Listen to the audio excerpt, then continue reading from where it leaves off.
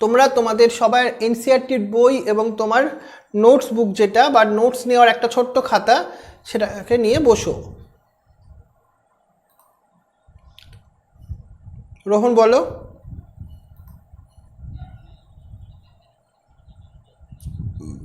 হ্যাঁ, জুমের মধ্যেই কোশ্চেন হবে এটা।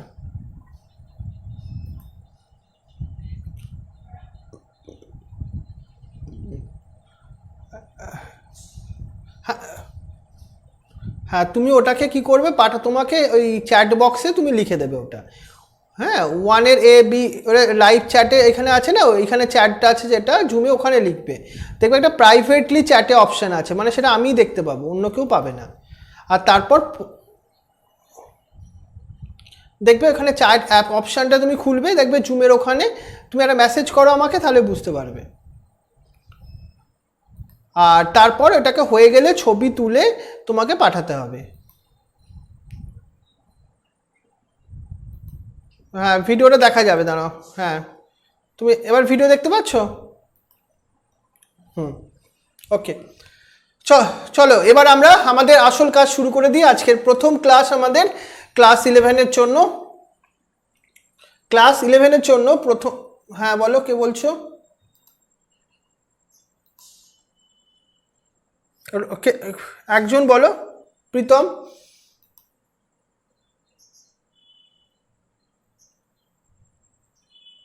প্রীতমের কথা শোনা যাচ্ছে না, প্রীতম বলো। ওকে, আমি তোমাকে আজকে পিডিএফ পাঠিয়ে দেবো, পিডিএফটা দেখে নিও। এবার আমি একটা পিডিএফ তোমাদের সাথে শো করছি, তুমি সেটা দেখতে পাচ্ছ সবাই?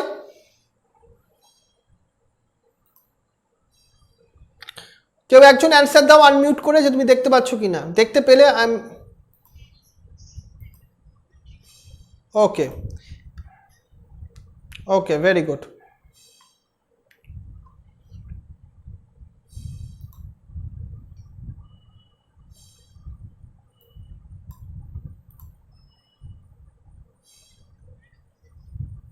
বলো বলো।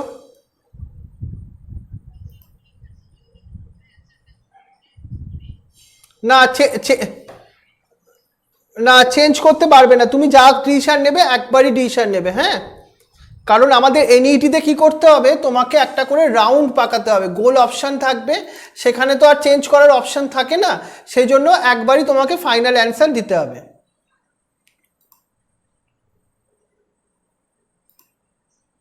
বলো বলো, কার কোশ্চেন থাকলে বলতে পারো।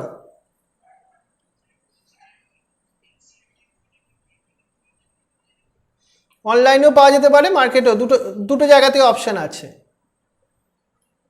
ওকে, বলো, ওকে বলছো, বলো। এখন এর থেকে আরও 40 মিনিটস হবে তোমার ক্লাসটা। ওকে, হ্যাঁ, মোটামুটি অন্যদিন একই টাইম থাকবে। ওকে, হ্যাঁ, তোমরা বাবা সবাই মিউট করে নাও ফটাফট, নাহলে আমাদের একটু সুবিধা হবে। আর তোমরা কেউ কিছু লেখার দরকার নেই, আমি যা কিছু আমি লিখবো এখানে।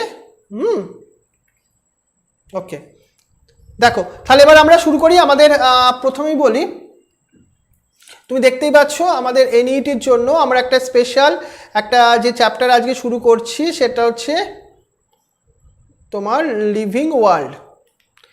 এই ডাইভার্সিটি অফ লিভিং ওয়ার্ল্ড, এটা হচ্ছে তোমার একটা ইউনিট। হ্যাঁ, এইটা একটা ইউনিটটার মধ্যে তোমরা বাবা সবাই একটুখানি নিজেদেরকে মিউট করে দাও সবাই। ওকে, আমি একটু মিউট করে দিই সবাইকে, একটু দাঁড়াও। তোমরা সবাই মিউট করে দাও নিজেদেরকে। হ্যাঁ, কয়েকজন মিউট করোনি কেউ, মিউট করে দাও বাবা তোমরা সবাই।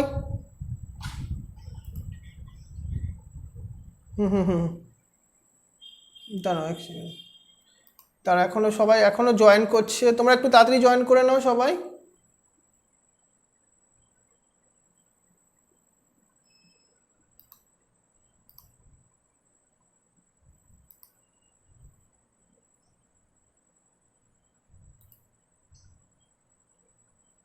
ওকে, দেখো এবার আমরা আমাদের প্রথম যে চ্যাপ্টারটা দিয়ে আজকে শুরু করি, সেটাকে আমরা বলছি ডাইভার্সিটি অফ লিভিং ওয়ার্ল্ড বলে। মানে আমাদের এখানে আমরা ডাইভার্সিটি অফ লিভিং ওয়ার্ল্ডে দেখব আমাদের এই যে পরিবেশ, এই যে আমাদের সজীব জগৎ, সেখানে অনেক ডাইভার্সিটি আছে, মানে অনেক বৈচিত্র্যটা আছে। ওখানে তো এক ধরনের তোমার উদ্ভিদ বা প্রাণী থাকে না, মানে অনেক ধরনের উদ্ভিদ বা প্রাণী থাকে। সেইগুলোকে নিয়ে আমাদের এইটা ইউনিট, আমাদের এনইটি সিলেবাসেও সেম এই ইউনিটটাই দেওয়া আছে, ডাইভার্সিটি অফ লিভিং ওয়ার্ল্ড। এই ইউনিটের মধ্যে দিয়ে দেখো প্রথম আমাদের যে চ্যাপ্টারটার নাম, তোমরা সেটা চ্যাপ্টারটার নাম শুনেইছো, যেটা হচ্ছে লিভিং ওয়ার্ল্ড।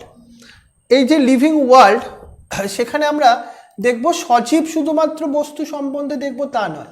এখানে কি শুধুই মাত্র সজীব বস্তু আছে তা নয়, এখানে তোমার আছে অনেক নির্জীব বস্তুর সঙ্গেও আমরা সজীব বস্তুর একটা যে পারস্পরিক সম্পর্ক, সেটা আমরা দেখতে চেষ্টা করব। তাহলে আমাদের প্রথম 4টে টপিক দেখো আমাদের এনইটি মেডিকেলে দেওয়া আছে। কী কী সেইগুলো? হোয়াট ইজ দ্য লিভিং, মানে সজীব বস্তু বলতে কি বোঝো, সেটা আমাদের এনইটির প্রথম তোমার টপিক।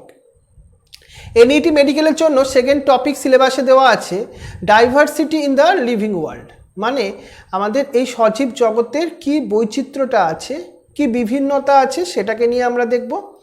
3 নাম্বার টপিক যেটা হচ্ছে ট্যাক্সোনমিক্যাল ক্যাটাগরি। আমরা তোমাকে বোর্ড লেভেলের ক্লাসে পড়িয়েছিলাম, আমরা কোনো সজীব বস্তুকে যখন ক্লাসিফাই করব, তখন তাকে আমরা নির্দিষ্ট একটা পদ্ধতি মেনে তাদেরকে ক্লাসিফাই করব।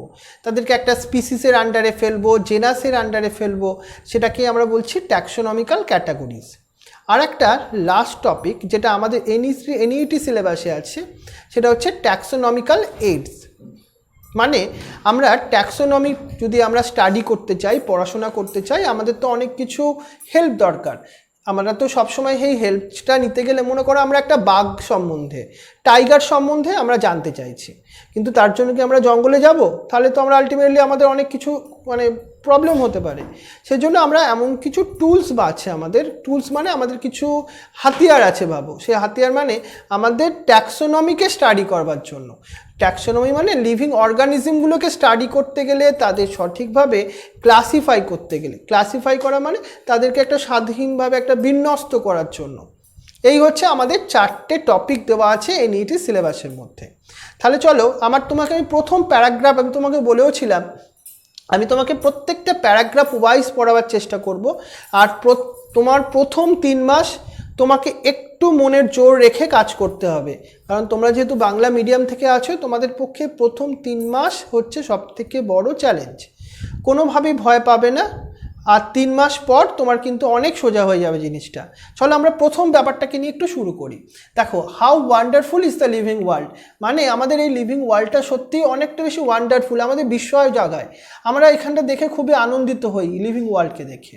আর এখানে দেখো, আমরা যদি দেখি এর মধ্যে কি দেখতে পাই, এর মধ্যে আমরা দেখতে পাই the wide range of living types of amazing, মানে এখানে শুধুমাত্র একটা দুটো নয়, এখানে অনেক মানে হিউজ নাম্বারে লিভিং অর্গানিজম আছে, তুমি তাদেরকে গুনতেও পারবে না। The extraordinary habitats in which you find the living organism, it be cold mountains and deciduous forest, ocean, fresh water, lakes, desert and hot spring। তুমি এই লিভিং অর্গানিজমগুলোকে কোথায় না কোথায় দেখতে পাবে। তুমি সেই কোল্ড মাউন্টেন, সেখানে পর্বতের শিখরে যেখানে খুব ঠান্ডা, সেই সব জায়গাতেও দেখতে পাবে, বা ঘন অরণ্য সেখানেও দেখতে পাবে, বা তুমি ওশেন বা ফ্রেশ ওয়াটার যেটা আমাদের স্বচ্ছ তোমার পুকুরের জল, লেক বলো, বা ডেজার্ট মানে তোমার মরুভূমি, বা হট স্প্রিং যেখানে আগ্নেয়গিরি, সব জায়গাতেই তুমি দেখতে পাবে এই লিভিং অর্গানিজমগুলোকে, মানে সবখানে। শুধুমাত্র তাই না, তুমি মানুষের মুখের মধ্যেও তুমি দেখতে পাবে, আমাদের শরীরের ভেতরেই না এই ধরনের অনেক লিভিং অর্গানিজম আছে। তারপর দেখো, the valley of a flower or the attracting the search evoke the awe and a deep sense of wonder. শুধু তাই নয়, আমাদের এই পরিবেশের মধ্যে এমন অনেক অর্গানিজম আছে যেটা আমাদেরকে শুধু বিস্ময় জাগায় না, আমাদেরকে খুব ভালোও লাগায়। যেমন the ecological conflict and the cooperation among the members of a population and among the population of the community or even a molecular traffic inside the cell make us deeply reflect on what indeed is life. এবার শুধুমাত্র দেখো একটা আমাদের যে পরিবেশে থাকি সেই পরিবেশে অনেক পপুলেশনের অনেক জীবগোষ্ঠী আছে, তাদের মধ্যে একটা খুব গভীর সম্পর্ক আছে। শুধু তাই নয়, প্রত্যেকটা কোষের মধ্যে তুমি যদি তার কোষীয় বস্তুগুলোকে দিয়ে দেখো, তুমি দেখবে একটা কচ্ছপের কোষের মধ্যেও যে ধরনের বস্তু আছে আমাদের মানুষের মধ্যেও সেই ধরনের বস্তুই আছে। মানে এটাকে এই ধরনের মানে কথাগুলো আমাদের সত্যি খুব ভাবায় যে লিভিং অর্গানিজম কী দিয়ে তৈরি। This question has the two implicit question within in.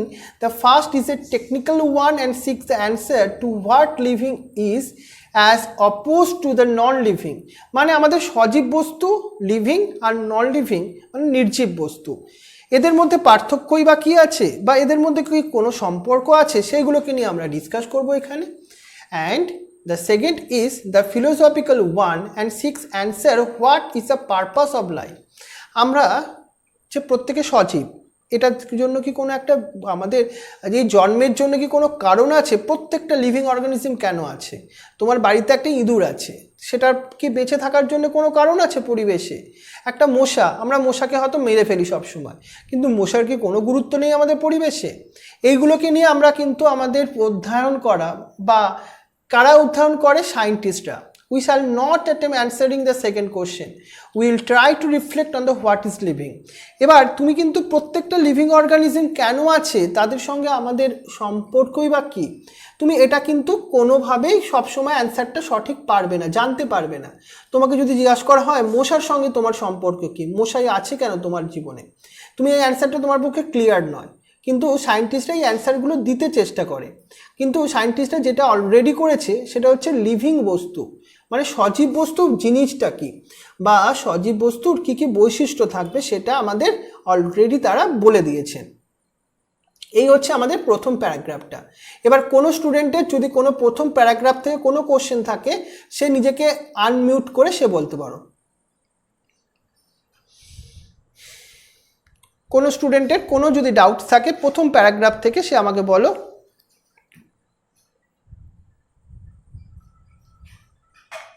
ওকে, তোমার বলো কি কোনটা?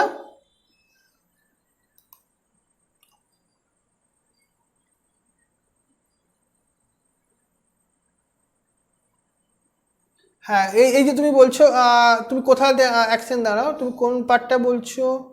হ্যাঁ, ওকে ওকে ওকে ওকে ওকে ওকে ওকে পেয়েছি। হ্যাঁ, এই দেখো এখানে এই ব্যাপারটা কি, আমি আবার এখান থেকে বলছি। Even molecular traffic inside a cell make a deeply reflect on and what indeed in life. This question are implicitly question within in. First কি মনে করো, একটা সজীব বস্তু বা একটা সজীব বা জীবনের আলটিমেটলি সেই লিভিং থিংস মানে জীবন বেঁচে থাকবার জন্য কী জন্য একটা মানুষ বা কী জন্য একটা জীব সজীব, সেটাকে আমরা খুব অনুসন্ধান করতে চেষ্টা করি। আমরা যদি তোমাকে বলি তুমি সজীব, তোমাকে বলবো কেন তুমি সজীব, এটাকে আমরা বলছি একটা ইমপ্লিসিট কোশ্চেন, মানে যেটা কোশ্চেনটা মানে আমাদের লিভিং অর্গানিজমকে দুটো কোশ্চেনে ভেঙে দিচ্ছে। কি দুটো কোশ্চেন, সেটা হচ্ছে একটা গুরুত্বপূর্ণ কোশ্চেনের মধ্যে। বোঝা গেল ব্যাপারটা? আর কিছু কারো ডাউট থাকলে সে বলতে পারো।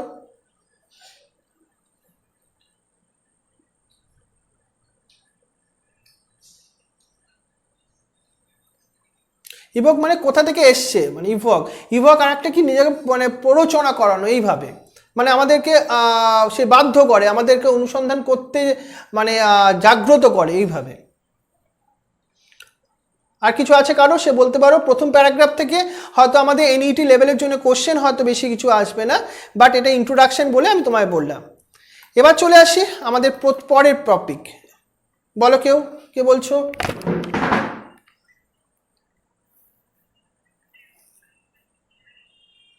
কোনটা বলো, আরেকবার বলো, একটুখানি শুনতে পেলাম না।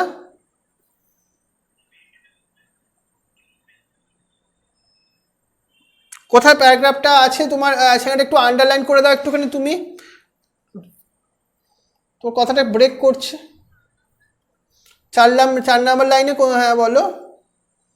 এখানে the beauty of the galloping horse, তাই তো, এটা বলছে তো? ওকে ওকে, এইখানে রাইট পেয়ে গেছি আমরা। মানে যে হর্সগুলো মনে করো আলটিমেটলি একটা জায়গা থেকে আর একটা জায়গায় না গিয়ে মনে করো থাকে, মানে যখন সেখানে খুব ঠান্ডা পড়ে সেখান থেকে অন্য জায়গায় গিয়ে তারা আশ্রয় নেয়, সেটাকে আমরা গ্যালোপিং হর্স বলি। আর মাইগ্রেটিং বার্ডসও একই টাইপের, মাইগ্রেটিং বার্ডসও তাদের ঠান্ডার জন্য এক জায়গা থেকে, পরিযায়ী পাখি বলে তাদেরকে, এক জায়গা থেকে অন্য জায়গায় যায়। ওকে, চলো এবার আমরা পরেরটা আসি, হোয়াট ইজ লিভিং। এইটা আমাদের কোশ্চেন আসার জন্য কিন্তু ভেরি ইম্পর্টেন্ট, মানে প্রথম আমরা বলতে পারো এনইটি লেভেলের কোশ্চেন আসার জায়গায় এবার ঢুকছি একটু একটু করে। ফার্স্ট কি, when we try to define the living we ultimately conventionally look for distinctive characteristic exhibiting the living organism। আমরা যখন কোনো সজীব বস্তু সম্বন্ধে সংজ্ঞা দিতে চেষ্টা করি, ডিফাইন করার চেষ্টা করি, আমরা তার প্রথম ক্যারেক্টারিস্টিক ফিচার্স, তার বৈশিষ্ট্যগুলোকে নিয়ে অধ্যয়ন করি। মানে কি কি বৈশিষ্ট্য থাকলে লিভিং অর্গানিজমগুলোকে আমরা সজীব বলবো, কি কি সেই বৈশিষ্ট্য। তোমাদেরকেও আমরা ছোটোবেলায় জিজ্ঞাসা করতাম কি আছে গো সজীব বস্তুর বৈশিষ্ট্য, তোমরা তখন বলতে গ্রোথ মানে বৃদ্ধি, রিপ্রোডাকশান মানে জনন, ability to sense the environment, কোনো একটা বস্তুতে আমাদের সেই সেন্স করার ক্ষমতা, বা mount to a suitable response come to our mind immediately as a unique features of the living organism. মানে এইগুলোই হচ্ছে সবথেকে লিভিং অর্গানিজমের একটা গুরুত্বপূর্ণ বৈশিষ্ট্য, যেটা আমরা ছোটোবেলা থেকে পড়েছিলাম, বৃদ্ধি, গ্রোথ, রিপ্রোডাকশান, জনন বা ability to sense the environment, মানে কোনো একটা বস্তুতে তাদের আমাদের সেন্স করার ক্ষমতা। কিন্তু one can add a few more features, এগুলো আমরা ছোটোবেলা থেকে জানতাম, কিন্তু আমরা নতুন কিছু পার্ট এখন শুরু করছি দেখো, যেটাকে আমরা বলছি metabolism, ability to self replicate, আর হতে পারে self organise, interact and emergence to the list.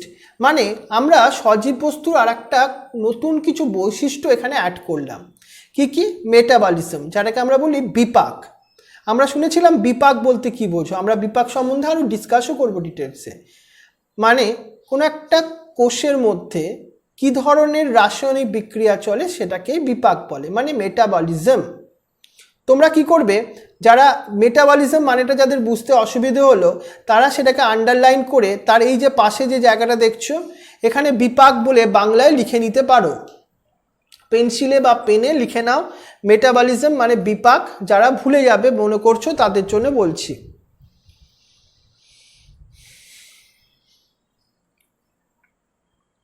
Ability to self replicate মানে প্রত্যেকটা সজীব বস্তুর নিজের নিজের সম আকৃতি সম্পন্ন তার অপত্য সৃষ্টি করার একটা ক্ষমতা আছে। সেলফ অর্গানাইজড মানে তারা নিজেদেরকে অর্গানাইজ করে নিতে পারে, মানে গুছিয়ে রাখতে পারে। And interact and the emergence, মনে করো কোনো একটা এমার্জেন্সি বা কোনো একটা এমন কোনো সিচুয়েশান হলো সেখানে মানুষ থেকে শুরু করে একটা পরিফেরা গ্রুপের, মানে তাছাড়া তুমি একটা ব্যাঙ মনে করো, টিকটিকি মনে করো, সবাই কি করে একটা রেসপন্স করতে পারে। এইগুলোই হচ্ছে মোটামুটি কিছু একটা বৈশিষ্ট্য লিভিং অর্গানিজম সম্বন্ধে। তাহলে তোমরা মেটাবলিজমটাকে আন্ডারলাইন করেছো, করে তাকে সাইডে বিপাক লিখে রেখেছো। এবার আমরা তোমাকে প্রত্যেকটাই টপিক সম্বন্ধে একটু ডিটেলসে বলবো, চলো। প্রথম আমি তোমাকে বলছি all living organism grow, increase in a mass and increase in a number of individual at the twin characteristics of the growth। এটা ভালো করে বুঝতে হবে। আমি তোমাকে বারবার বলার চেষ্টা করছি, এনসিইআরটির বই রিড করে নিলে চলবে না, তাকে কিছু কিছু ওয়ার্ডগুলো তুমি বাংলায় লিখবে নিচে, তোমার প্রথম দিকে যদি অসুবিধে হয়। যেমন দেখো আমরা বলছি অল লিভিং অর্গানিজম গ্রো, মানে প্রত্যেকটা অর্গানিজম কি করে, তাদের বৃদ্ধি হয়, তাদের গ্রো হয় তারা। কিন্তু এই গ্রোথটা কেমনভাবে হয়, increase in the mass and increase in the number of individuals. একটা হতে পারে তাদের দেহের গঠনটা অনেকটা মোটা হয়ে গেল, বড় হয়ে গেল, মানে ইনক্রিজ ইন মাস হলো। আর একটা হতে পারে increase in number of individual, মানে তাদের সংখ্যায় বৃদ্ধি হয়।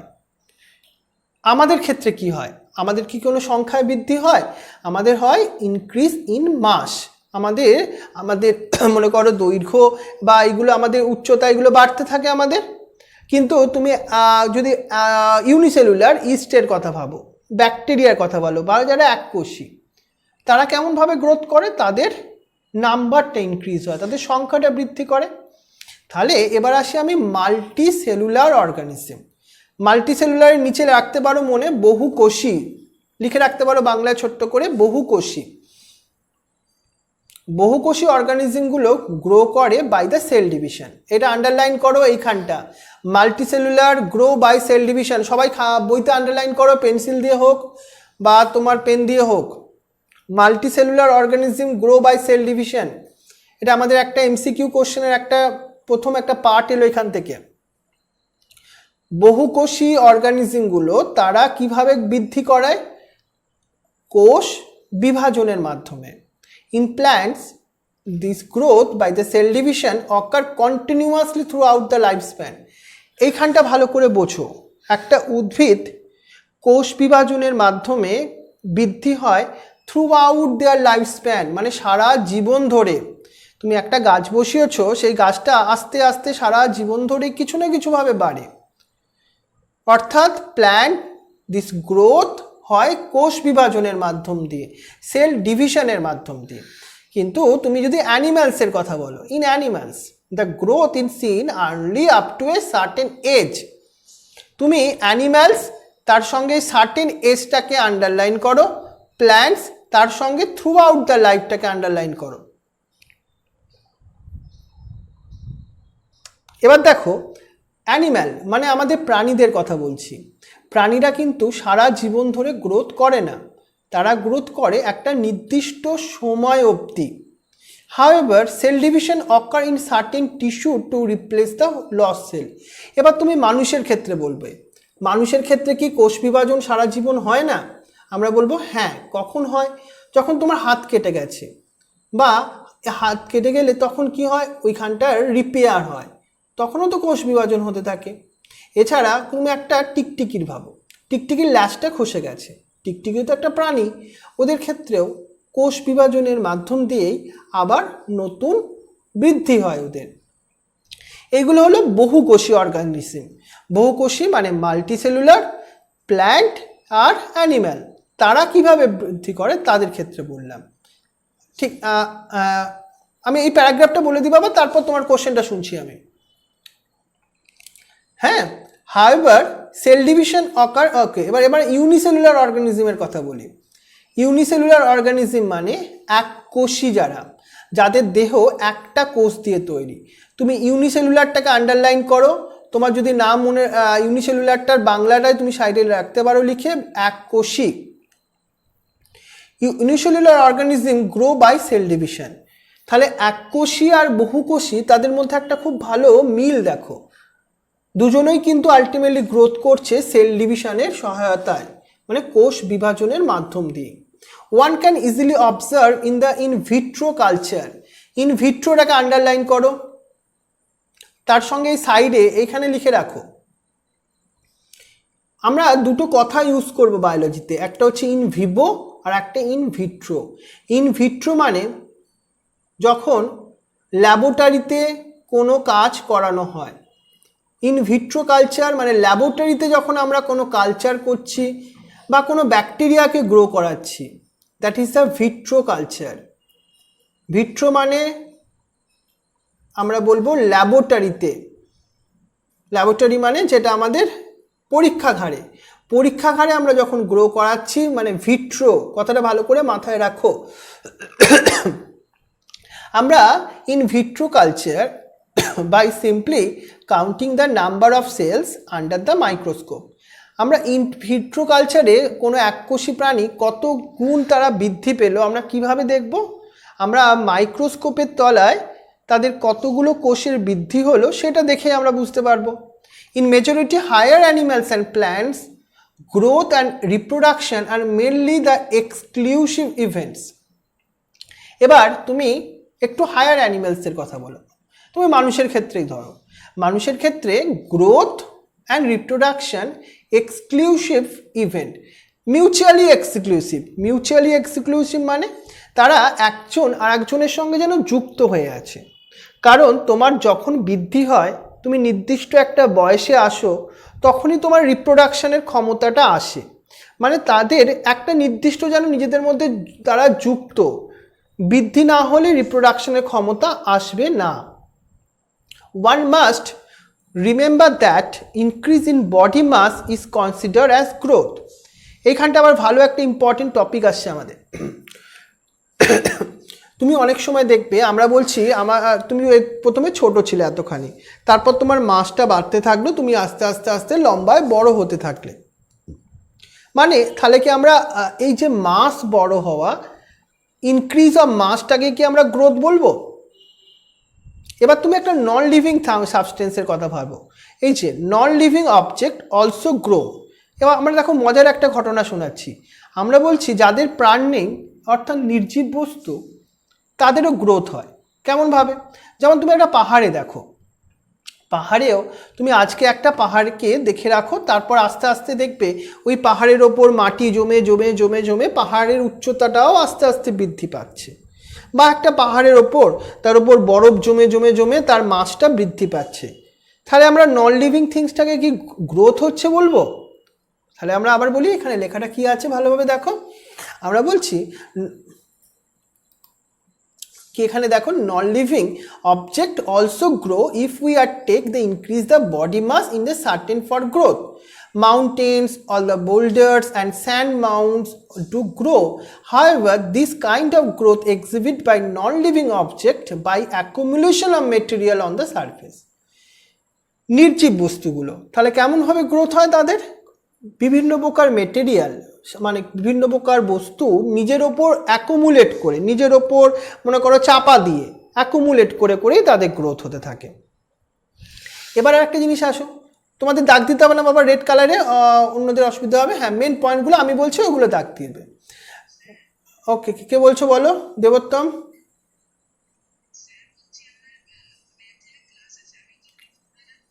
হ্যাঁ, করতে পারো তুমি, ওকে, অসুবিধা নেই। এবার দেখো তারপরে ওকে,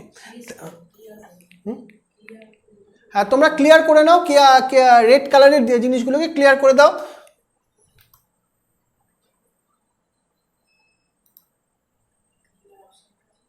ওকে, থ্যাংক ইউ। তোমাদের আন্ডারলাইন দরকার হলে আমি বলবো। হ্যাঁ, তারপর দেখো, তাহলে আমরা বুঝলাম নন লিভিং সাবস্টেন্সগুলো তাদের কেমনভাবে গ্রোথ হয়।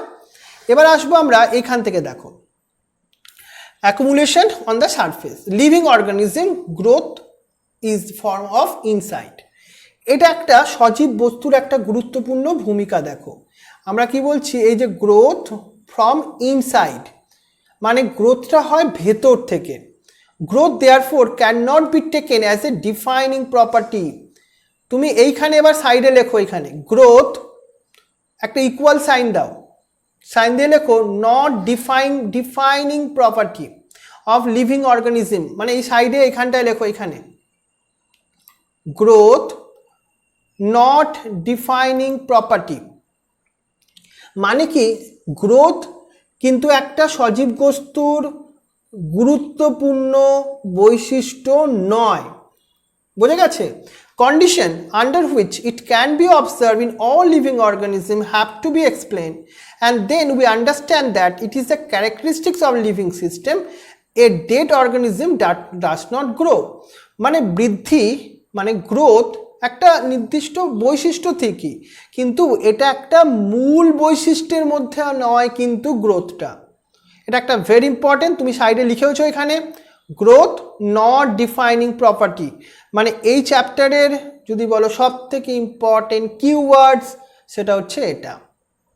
এবার চলে আসি আমরা রিপ্রোডাকশন, পরের টপিকে চলে আসি আমরা। দেখো হ্যাঁ, এবার এই প্যারাগ্রাফ থেকে কারো ডাউট থাকলে কিছু বলতে পারো। ইউনিসেলুলার মানে এক কোষী, যাদের একটাই কোষ আছে যাদের মধ্যে।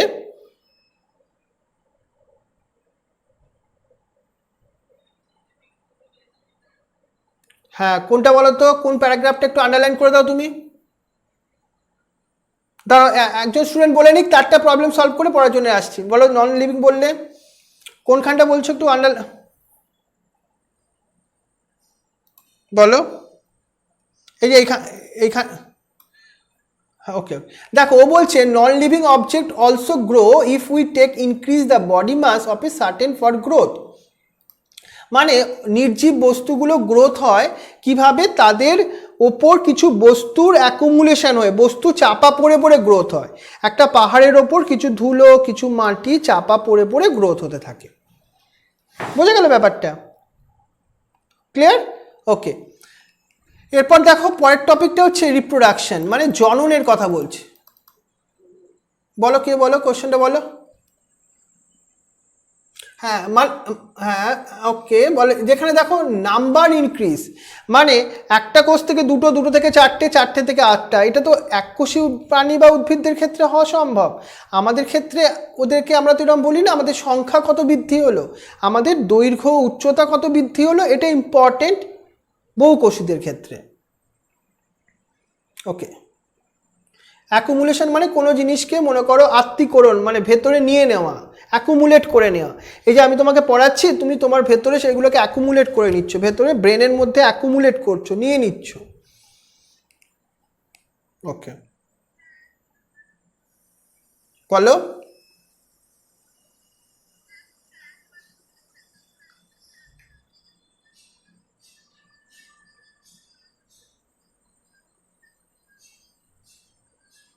হ্যাঁ লাইফ স্প্যান মানে হচ্ছে একটা টাইম, মানে সময়, মানে জীবনের সময় কাল বলতে পারো। রাইট। এবার আসবো আমাদের আর কারোর কিছু থাকলে বলতে পারো। হ্যাঁ একদম, আমরা ভিট্রো কালচার মানে কি বলতো, একটা মনে করো ব্যাকটেরিয়াকে তারা নিজে নিজে গ্রো করে, সেটা আলাদা কথা। কিন্তু আমরা ল্যাবরেটরিতে একটা খাদ্য বানালাম, তার জন্য নিয়ে ব্যাকটেরিয়াকে আমরা গ্রো করাচ্ছি, ল্যাবরেটরিতে করাচ্ছি, তাই তো, পরীক্ষাগারে করাচ্ছি, তখন তাকে আমরা ভিট্রো কালচার বলবো। আর যখন ওই ব্যাকটেরিয়াগুলো নিজে নিজে গ্রো করে নর্মাল পরিবেশে, তখন তাকে বলবো ইন ভিভো কালচার। বুঝে গেল? তারপর ওকে, এবার দেখো রিপ্রোডাকশন বলি। ভিট্রো হচ্ছে যেখানে পরীক্ষাগারে যখন কোনো একটা বস্তু গ্রো করছে, মনে করো আমাদের শরীরের ভেতরে ইকোলাই ব্যাকটেরিয়া আছে, তারা গ্রোথ করে অটোমেটিকলি, এটা ভিভো গ্রোথ। বাট ওই ইকোলাই ব্যাকটেরিয়াটাকে আমরা পরীক্ষাগারে গ্রো করাবার চেষ্টা করি, তখন তাকে আমরা ইন ভিট্রো কালচার বলি, মানে পরীক্ষাগারে গ্রোথ করাবো আর্টিফিশিয়ালভাবে। রাইট। রিপ্রোডাকশন পরের topic. Reproduction likewise A characteristics of the living organism, মানে জনন, মানে রিপ্রোডাকশনের কথা বলছিলাম, সেটাও কিন্তু একটা গুরুত্বপূর্ণ বৈশিষ্ট্য। In multicellular organism reproduction refer to the production of progeny processing A features more or less similar to those of parent. আমরা জননের সংজ্ঞা যদি দিই, কাকে বলবো? প্রোডাকশন অফ প্রোজেনি, অর্থাৎ তাদের নতুন অপত্য তৈরি হয়। এই অপত্য অনেকটা তার পিতামাতার মতো দেখতে, বা কিছুটা সিমিলার, বা অনেকটা একটু বিবিধতাও দেখা যায়, ভিন্নতাও দেখা যায়, কিন্তু অনেকটাই তার বাবা মায়ের মতো মিল থাকবে। ইনভ্যারিয়েবলি and implicitly we refer to the sexual reproduction. আমরা যৌন জননের ক্ষেত্রে বলবো, যৌন জননেই কিন্তু কি হয়, ভ্যারাইটি আসে, আর আসে কি, বৈচিত্র্যতা বেশি দেখা যায়। আমরা অযৌন জনন বা অঙ্গজ জনন প্রক্রিয়ায় আমরা কিন্তু বিভিন্নতা বা বৈচিত্র্যতা দেখতে পাই না। Organism reproduce by asexual also. Asexual কথাটার মানে হচ্ছে অযৌন জনন। অযৌন জনন প্রক্রিয়াও কিছু রিপ্রোডাকশন করে কিছু অর্গানিজম। ফাঙ্গিরা, ছত্রাকরা কেমনভাবে রিপ্রোডাকশন করে? Multiply and spread easily due to the millions of asexual spore. এ দেখো ছত্রাকরা তাদের রেণুর মাধ্যমে তারা এক্সেক্সুয়ালি মানে অযৌন জনন করে। In lower organism like east, Hydra, we observe that birding.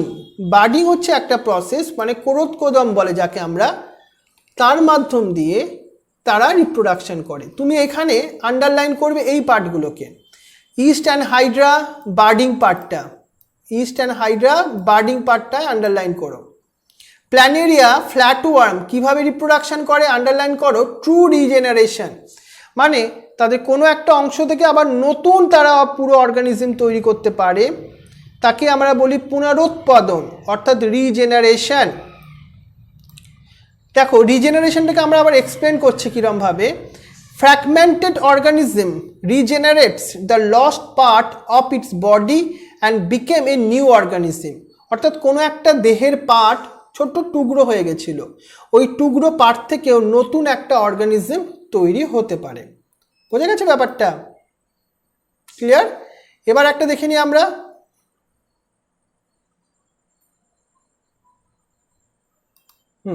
তারপরে আসবো আমরা, এখানে থাকলে রিজেনারেশন ব্যাপারটা হলো। তারপরে এবার চলে আসি আমরা, দেখো fungi, the filamentous algae, the protonema of moss or easily multiply by fragmentation. শুধু তাই নয়, ছত্রাক, কিছু অ্যালগি মানে শৈবালরাও তাদের প্রোটোনিমা অফ মস মানে আমরা ব্রায়োফাইটার ক্ষেত্রে বলছিলাম, ওরা প্রোটোনিমার মাধ্যম দিয়ে রিপ্রোডাকশন করে। কেমনভাবে? মাল্টিপ্লাই বাই ফ্র্যাগমেন্টেশন, মানে কোনো একটা দেহ অংশ কেটে গেল, ও বলো কোনটা বলো এক সেকেন্ড। হ্যাঁ, ও আই এটাকে বলে দ্যাট ইজ বলে। ওকে, মানে এটা দ্যাট ইজটাকে আমরা শর্টে এইভাবে বলি আর কি। হ্যাঁ, মানে এ দেখো এটা বলো। হ্যাঁ, এ দেখো প্রোটোনিমা হচ্ছে যখন একটা স্পোর মাটিতে পড়ে না, তখন এই ধরনের একটা স্ট্রাকচার তৈরি হয়, এই ধরনের একটা স্ট্রাকচার, এটাকেই আমরা বলছি প্রোটোনিমা, যেখান থেকে তাদের আবার ফ্রুটিং বডিজ তৈরি হতে থাকে। আমরা উদ্ভিদ জগতে দেখবে প্রোটোনিমা সম্পর্কে আরও তোমাকে ডিটেলসে বলেছি, তখন আবার বলবো আমরা। তাহলে আমরা কি দেখলাম? ইউনিসেলুলার অর্গানিজমরা মানে এককোষীদের মধ্যে ব্যাকটেরিয়ারা বা ইউনিসেলুলার অ্যালগি যেমন অ্যামিবারা রিপ্রোডাকশন সিনোনিমস টু গ্রোথ, এটা কোশ্চেন আসার জায়গা। এককোষী অর্গানিজমদের ক্ষেত্রে তাদের বৃদ্ধি আর রিপ্রোডাকশন একই, মানে তারা তাদের সংখ্যা বৃদ্ধি করছে মানে রিপ্রোডাকশন হচ্ছে, মানে সেখানেই তাদের গ্রোথ হচ্ছে। বুঝে গেল তো ব্যাপারটা? আর দেখো, আর পরেরটা চলে আসি আমরা। We already that define the growth is equivalent to increase the cell number or mass. Hence we notice that single cell organisms are not very clear about the usage of these two terms, growth and reproduction. মানে এককোষীদের ক্ষেত্রে growth আর reproduction এই দুটো ওয়ার্ডকে যেন আলাদা করে করা যাচ্ছে না, কিন্তু এই রিপ্রোডাকশন এটাও কিন্তু ডিফাইনিং ক্যারেক্টারিস্টিক ফিচার্স নয়, সেই রকমই রিপ্রোডাকশনও কিন্তু ডিফাইনিং ফিচার্স নয়। তার কারণ ভালোভাবে এখানটা দেখো ভালো করে, তার কারণটা হচ্ছে কিছু অর্গানিজম আছে দেখো, যেমন মিউজ মানে খচ্চর, স্টেরাইল ওয়ার্কার বি, বা যেসব মানুষের ছেলে মেয়ে হয় না, ইনফার্টাইল হিউম্যানস কাপেলস, তারা তো রিপ্রোডাকশনের বা জননের ক্ষমতা নেই, তাহলে কি তারা রিপ্রোডাকশন, তারা লিভিং নয়, তারা সজীব বস্তু নয়। সেই কারণের জন্যই আমরা কি বলছি, রিপ্রোডাকশনটাও কিন্তু নন ডিফাইনিং ফিচার্স। আমরা গ্রোথ দেখলাম, আর একটা কি দেখলাম, রিপ্রোডাকশন দেখলাম, দুটোই সজীব বস্তুর একটা বৈশিষ্ট্য ঠিকই, কিন্তু ডিফাইনিং প্রপার্টি নয়। এইটাই কোশ্চেন আসার জায়গা মেডিকেলের জন্য, ভালো করে মাথায় ঢোকাও। কারণ মিউলস, খচ্চর, sterile worker bee, infertile human couples, তাদের বেবি হয় না, রিপ্রোডাকশনের ক্ষমতা তাদের নেই, কিন্তু তারা সজীব। সেই কারণের জন্য রিপ্রোডাকশন কিন্তু ইম্পর্টেন্ট ক্যারেক্টার হলেও ডিফাইনিং ক্যারেক্টার নয়, মূল বৈশিষ্ট্য নয়। বোঝা গেল? আজকে আমরা এই দুটো টপিক নিয়েই তোমাদের অবধি ডিসকাস করলাম। আর তোমাদের পরের দিন হয়তো কোশ্চেনটা একটু কম থাকবে, কিন্তু টেস্ট থাকবে এতখানি টপিকের ওপর। এই দেখবে এই মেটাবলিজমের আগে অবধি, এই যে দাগ দিয়ে দিলাম আমি এতখানি, তোমরা কি করবে, এনসিইআরটির বইয়ের প্রত্যেকটা ওয়ার্ড প্রত্যেকটা লাইন এইভাবে পরের দিন পড়ে আমাকে টেস্ট দেবে প্রথমে। পরের দিন হয়তো আমরা বেশি কোশ্চেন দিতে পারবো না, কারণ প্রথম দিন আমরা একটু আস্তে পড়িয়েছি, সেজন্য একটুখানি তোমাদের কম কোশ্চেনের ওপরে টেস্টটা হবে, কিন্তু সেই টেস্টটাও কাউন্ট হবে না। হ্যাঁ, জুম অ্যাপে হবে। রাইট, আমাদের এই ক্লাসটা এক্ষুনি শেষ হয়ে যাবে, টাইমটা আর 1 মিনিটও বাকি নেই। তার মধ্যে কেউ কিছু কোশ্চেন করলে ফটাফট করো। হ্যাঁ, আজকের হোমওয়ার্কটা আমি তোমাকে গ্রুপে সেন্ড করে দেবো, কয়েকটা কোশ্চেন দেবো হোমওয়ার্কে, সেটা তুমি তোমার খাতায় লিখে ছবি তুলে গ্রুপেই সেন্ড করবে, তোমার নাম লিখবে তোমার প্রত্যেকটা পেজের ওপর, ছবি তুলে সেন্ড করবে। আমরা গ্রুপে তোমাকে হোমওয়ার্ক দিয়ে দেবো, কোশ্চেন দিয়ে দেবো, এমসিকিউ কোশ্চেন।